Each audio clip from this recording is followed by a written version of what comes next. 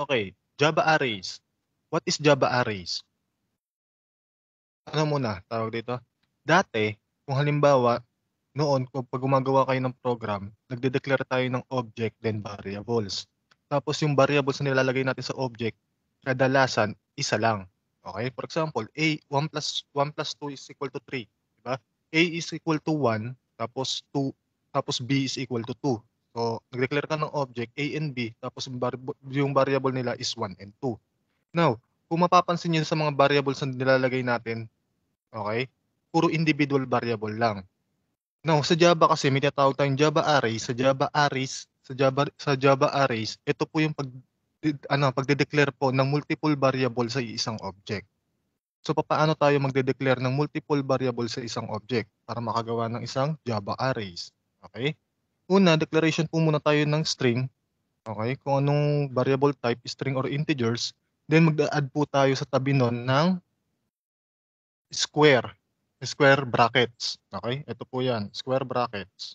Yung parang sa tabi ng arguments. Okay? Tapos pangalan po ng objects, for example dito is cars.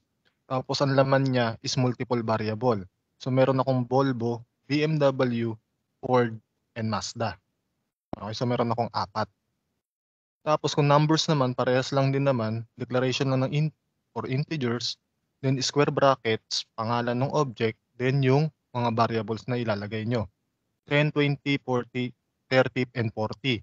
Now, kapag halimbawa Java arrays, kailangan po nakakulong sila ng bracket, yung mga multiple variables nyo.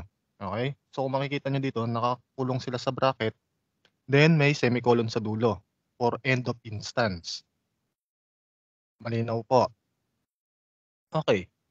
Now, paano mo i-call up yung isang variables dun sa Java arrays? For example, try natin copy. Tapos testing natin sa NetBeans.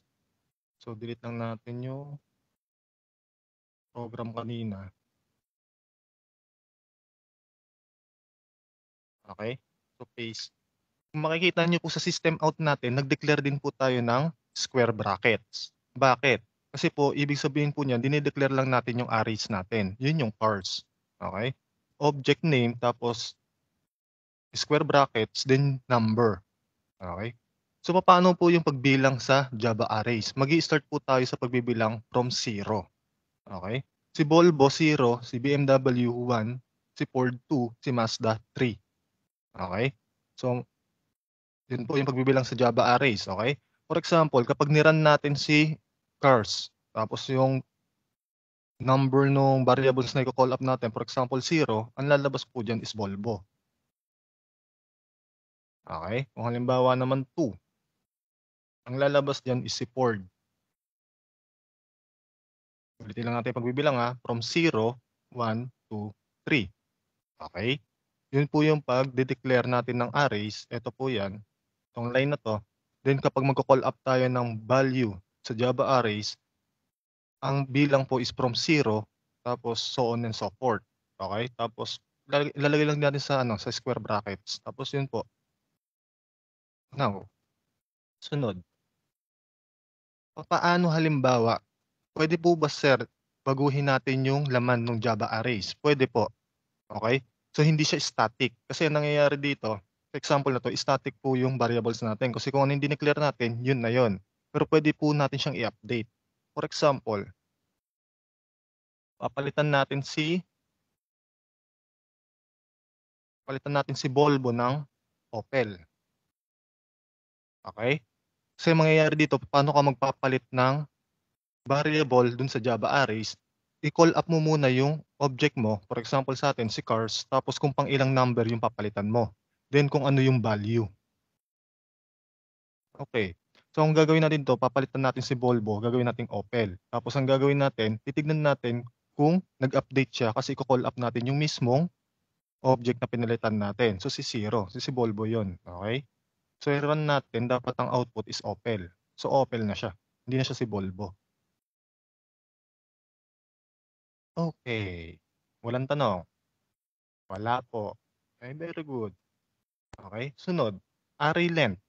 For example, sa Java string, 'di ba? Gumamit tayo ng length method para bilangin yung individual characters dun sa isang variables ng string.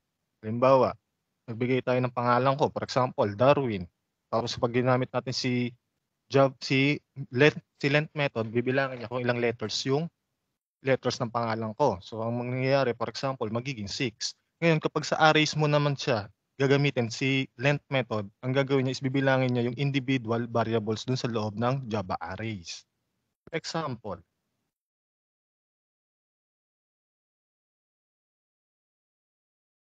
case natin. Okay? For example, ang mangyayari ditong output is ilan ba yung variable natin? So, 4. Dapat 4 yung lalabas. 4. Kita? Kasi bibilangin lang po ni length method yung mga variables na nasa loob ni cars. So, ibig sabihin, 1, 2, 3, 4. Okay? Declaration po ng object. Then, gamit po tayo ng dot length for the method of length. Bibilangin lang niya yung variables doon. Okay? Sunod. Loop through an array. For example, next week, looping po tayo. Okay? Ginagamit po ito. Ang mangyayari po kasi dito, nag-declare tayo ng mga variables through Java arrays. So meron tayong ulit Volvo, BMW, Ford, and Mazda. Nung gagamit tayo dito ng for loops kasi ang mangyayari, kailangan natin mag-declare ng initial variable. For example, I is equal to 0, then I is less than car's length. Okay? So ilan yung car length? So meron tayong 4. Okay po? Tapos yung I natin, nag-declare tayo ng object I is equal to 0. So ibig sabihin, 4 yung variables na lalabas. So hindi siya mag-i-exceed sa 4. Kasi kasi ang gagawin natin is i-output din natin yung I, okay? Less than car's length. So ilan yung car's length? 4.